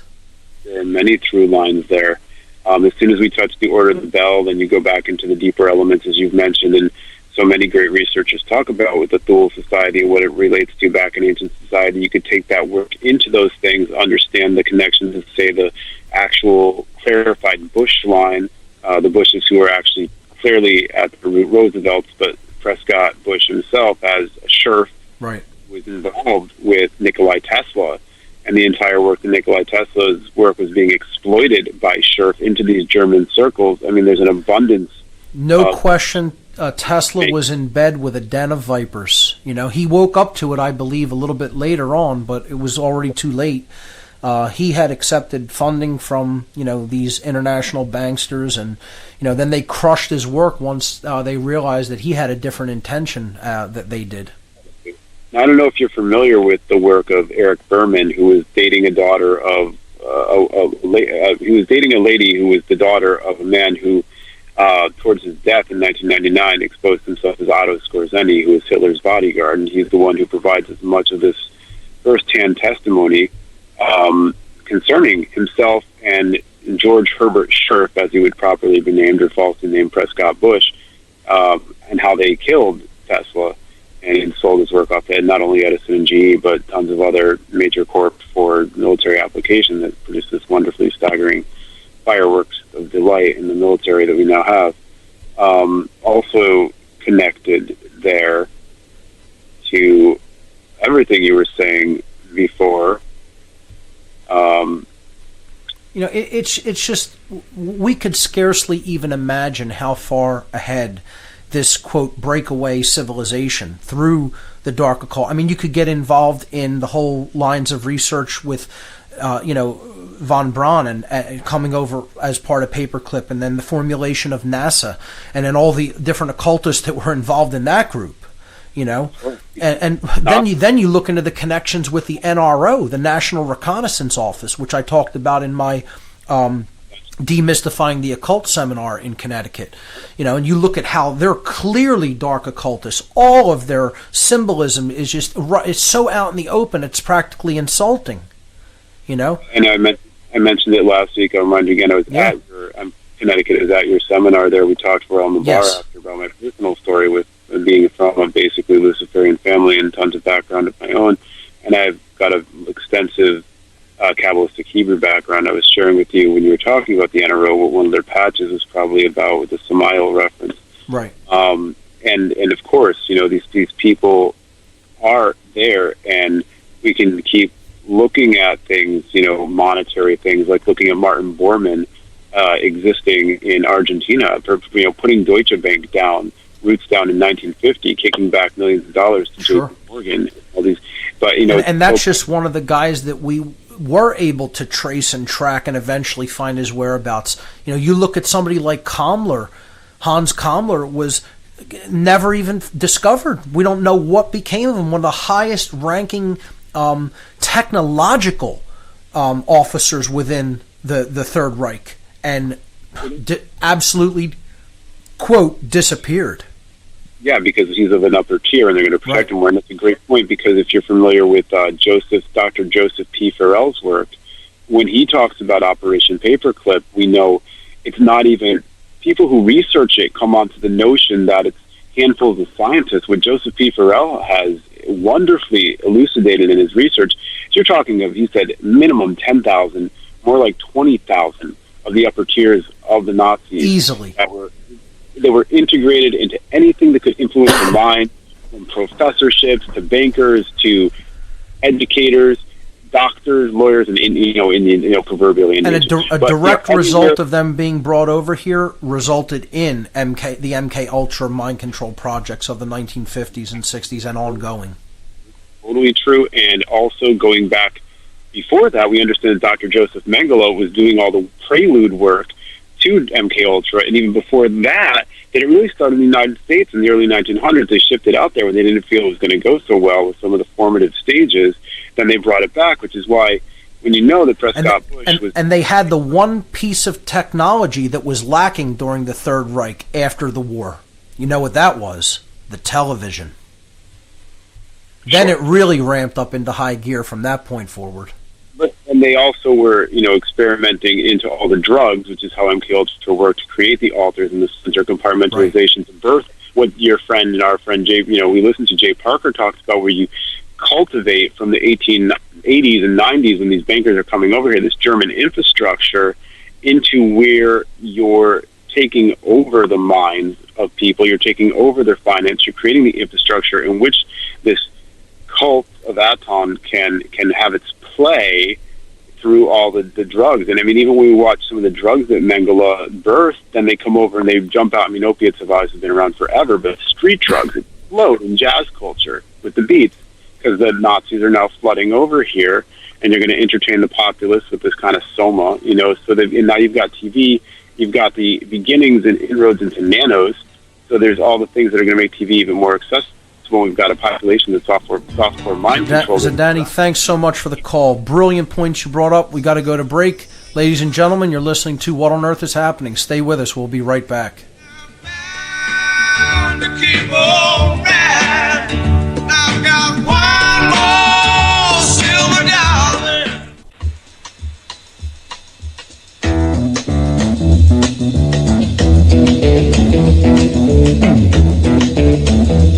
You know the day destroys the night, night divides the day.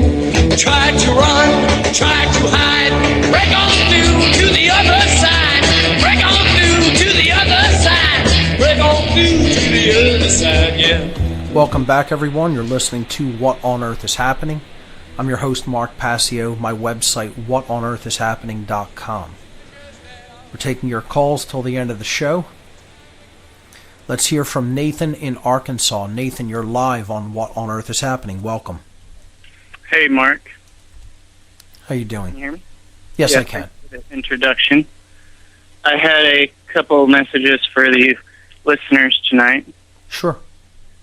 First of all, I was happy to hear you talking about World War II, because I've come across some hidden knowledge about World War II.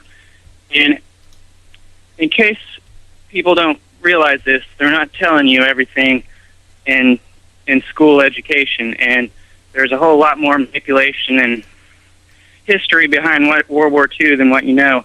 And it's all in books. It's all there, it's just not in textbooks. Another thing is I wanted to share a story. I started listening to your show probably 6 months ago, and you really opened my eyes, because it's just helpful whenever somebody is speaking the truth and taking it all the way, because nobody seems to want to do that. Well, they're afraid of what other people might think of them. I maintain the position that I really don't care what anybody thinks about me. I'm not here to be anybody's friend or to be liked. I'm here to tell people the truth, period. Right, and I've come to that same position myself, because once you see what's going on, you realize that there's no point in being attached to anything in this life, because that's right. It could all be taken away from you tonight. That is a profound point right there that I am going to very much explore on future shows, especially when I talk about some of the mental manipulation that has been targeted against women in our society. That is a profound point. Another thing, once I started listening to your show, I realized that I had to become involved. So I found a group that does, it's kind of like a debate club. It's called Socrates Cafe. They do them all over the country.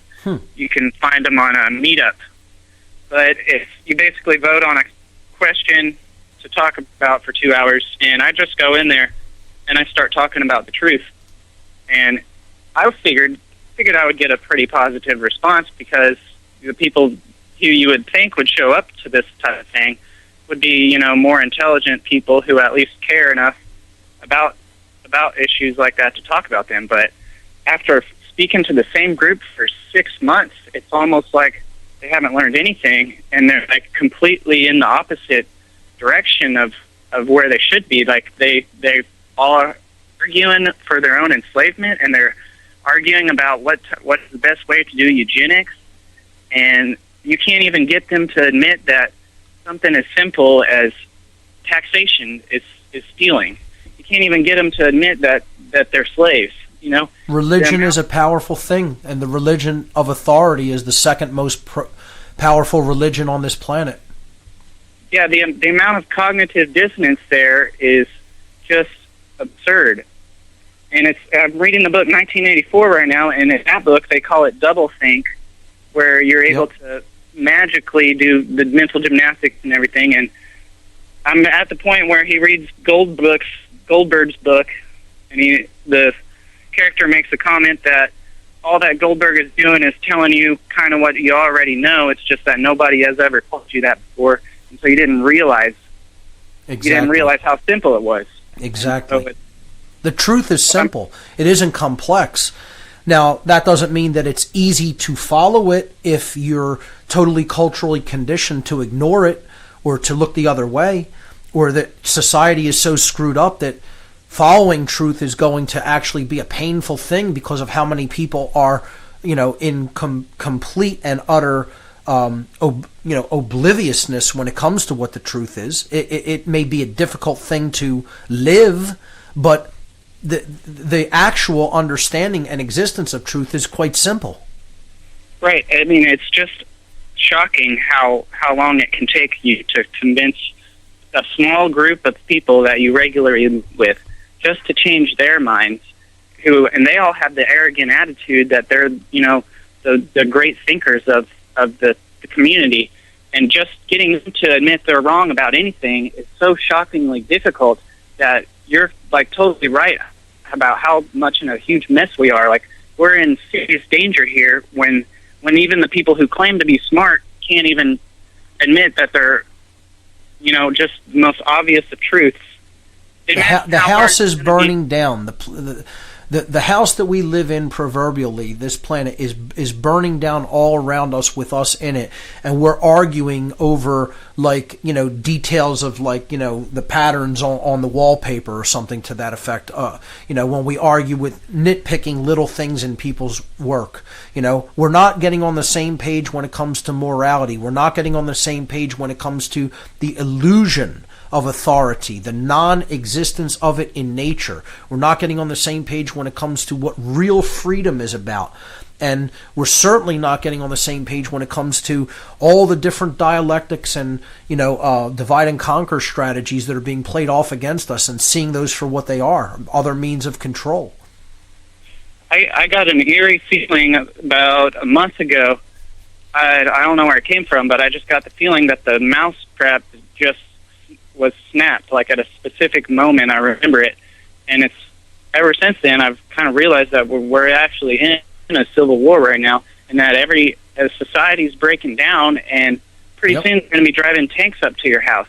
And so that's also very profound what you just said there. The war against the people of America has already commenced. It's ongoing now. It has already begun. The problem is most people just don't understand that war has already begun. Sadly. Yeah, and it's too late for a lot of people. Like, just in my experience with these people, I'm going to still speak the truth and plant seeds everywhere I go. Right. But some people, if they don't see it soon, it's too late for them. And the people who do see the truth have to come together and form some kind of network to deal with these problems, because you can't wait on people forever, because for some of them it's just not going to happen. Again, I can't remember the name of the individual who said it. I'll have to look it up, or perhaps someone can give his name on the air. Someone made the statement, There is a special place in hell reserved for those who remain silent during times of moral crises. And we are in a moral crisis right now, and the vast majority of the human population is both ignorant and silent.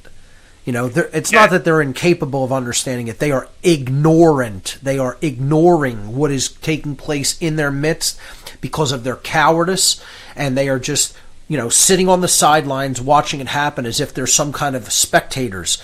You know, life is not a spectator sport, people. Get involved, get on the battlefield, do the great work, engage your fellow human beings. That's what this is all about. Nathan, absolutely brilliant points that you've made there.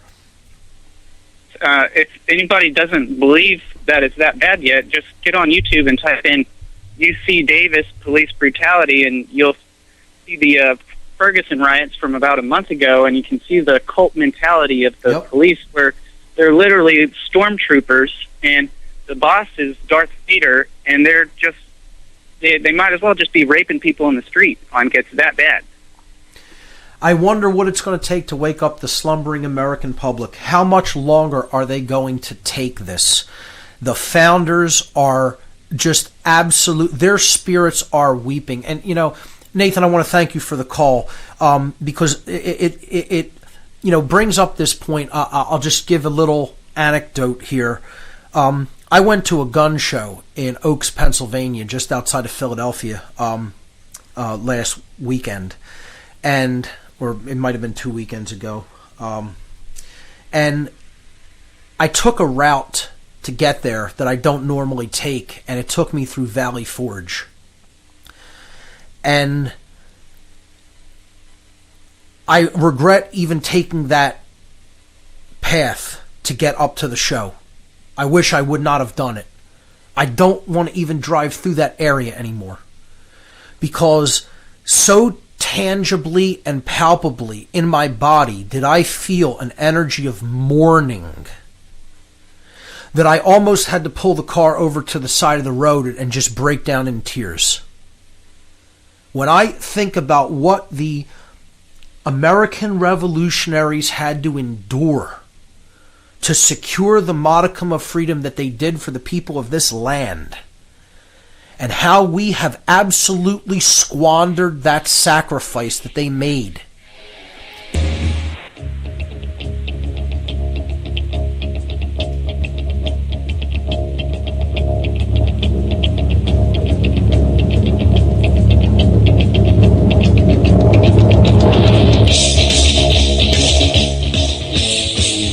Welcome back, everyone. Final segment of What on Earth is Happening for this evening. We're taking your calls. Let's hear from Tom in Toronto. Tom, you're live on What on Earth is Happening. Welcome. Hi, Mark. Today, pretty good show. Thank you. I just wanted to talk about the ego of order following, how it works through my observation. Okay, so go right ahead. It's like a concept I refer to as perceived size. You know, people perceive not only size, but they perceive qualities of things that don't actually exist. Like, they'll perceive that a queen, like, she's just an old lady sitting on a chair with a metal hat, but they perceive that there's some sort of divine ability about them. And, you know, that works on the ego. And it happens both ways. Like, to say a real object, like, say, a dollar bill, has some magical power to it, and a not real object has some physical power to it. You see what I'm saying? Yeah. You know, it exists only in their constructural idea in their mind, but it doesn't exist actually innately in nature. Yes. It's like a cognitive, it's like a sort of miscommunication between the left and the right brain. The left brain sees the reality. The right brain sees the creative imagination. And it gets those two confused. Like, oh, this isn't actually completely real. It has these sort of non-realistic qualities to it. You know, like, to give an example, like, how do you kill a vampire, right? It's like, oh, so you get a steak, some garlic, some holy water. But in reality, you know, doesn't matter because vampires aren't real. Right. But people will fight about these things, you know? Like, and that's how the this- dialectic in politics works, you know. Do you want this side to rule you or you want that side to rule you? It's all the belief in something that doesn't exist, which is authority. And they just get people to identify with one aspect of it. And, you know, then they're involved in a religion of believing in something that doesn't actually exist in nature. Yeah, and think about order following. They think that, say, their boss or their higher up authority has some divine power. Like, in reality, he's about the exact same height as you. He's anatomically the same. He probably has most of the same education that you do. And here he is running your life like some sort of tool. Like, turn a person into a tool, as if they don't have their own soul. And a caller called in, I think, a week or two ago, and he was talking about good order following versus bad order. The only good order following is when something that doesn't have a soul is controlled. Basically, if you have intellect, if you have a soul, if you have that fifth point on the pentagram, head, soul, then you are not to be controlled. None of your things are to be controlled if they belong to you, whether it's your body or your home or your possession. Yeah, we have free will to choose the behaviors that we will. And, you know, people saying that, you know, they can somehow abdicate that free will choice it's a cop-out, you know, pun intended. You know, they are trying to give away something that cannot be given away to someone else, their personal responsibility. That's what I tell people, you Yeah. know? Like, slavery isn't intrinsically real because it's not possible. Right. Even after they give you the order, you still have to make the choice to follow that order. That's right. That's correct. You're still choosing. See, it comes down to like that scene in The Matrix, you know, where the Merovingian is talking to the three heroes, Trinity, Morpheus, and Neo, and he's trying to get them to dismiss the concept of free will, where he's talking about causality, and you know, causality is natural law. It's how the universe responds to our choices, and Morpheus says everything begins with choice, and that's where Morpheus is completely correct. But the Merovingian, as the dark occultist, says, no, wrong. It's only all about causality. No, it is not. We are not just pure and total slaves to natural law. We have free will and are gifted with the ability to interact with natural law.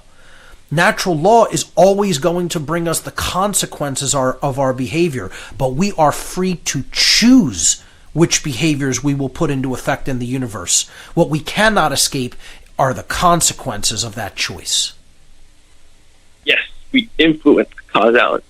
And, I want to say to all the order followers, if they're listening, your boss does not have some divine crown of gold on his head. He's just another guy who found himself in a position where he could tell you what to do, and you're only listening to him because you think slavery is real or whatever.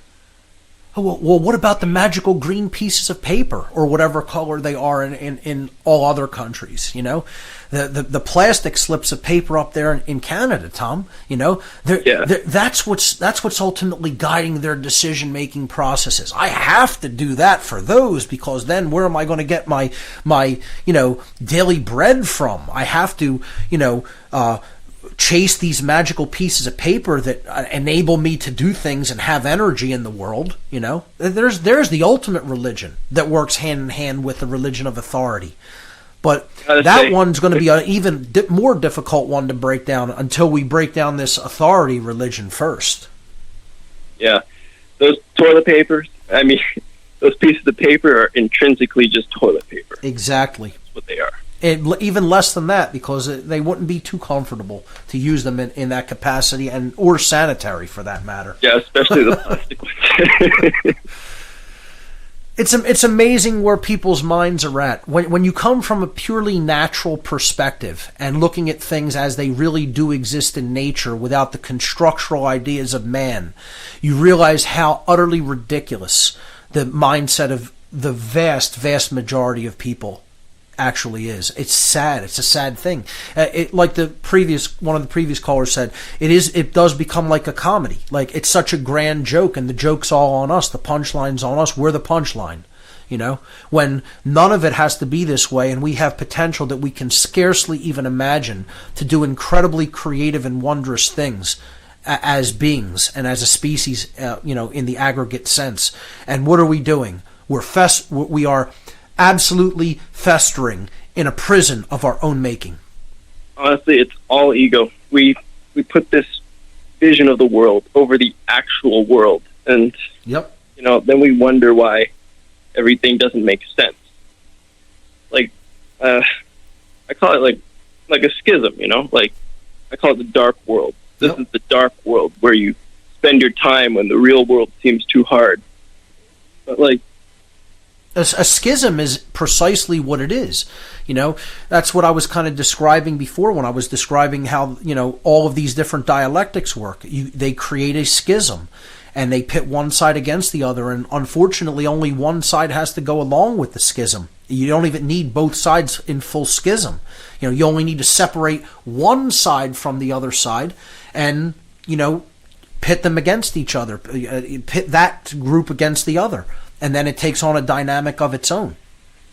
That's why we have to reach out and educate these people who have bought that mental schism, who have bought into that mind control and that propaganda. Unless enough of us step up and get involved on that spiritual battlefield and do the great work, we're not going to reverse this dynamic that we're experiencing. Yeah. Also,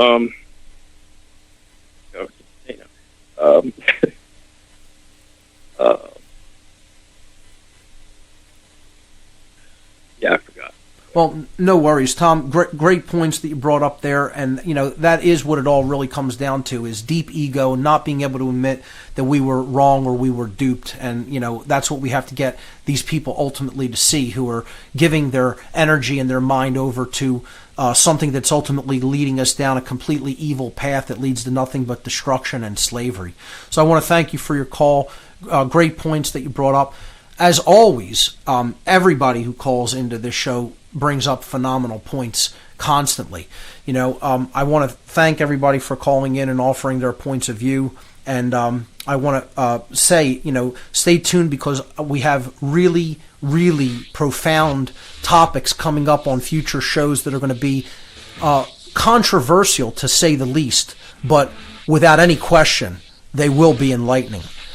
Remember, everyone, there are only two mistakes that you could ever make on the path to truth: not starting and not going all the way. You've been listening to What on Earth is Happening.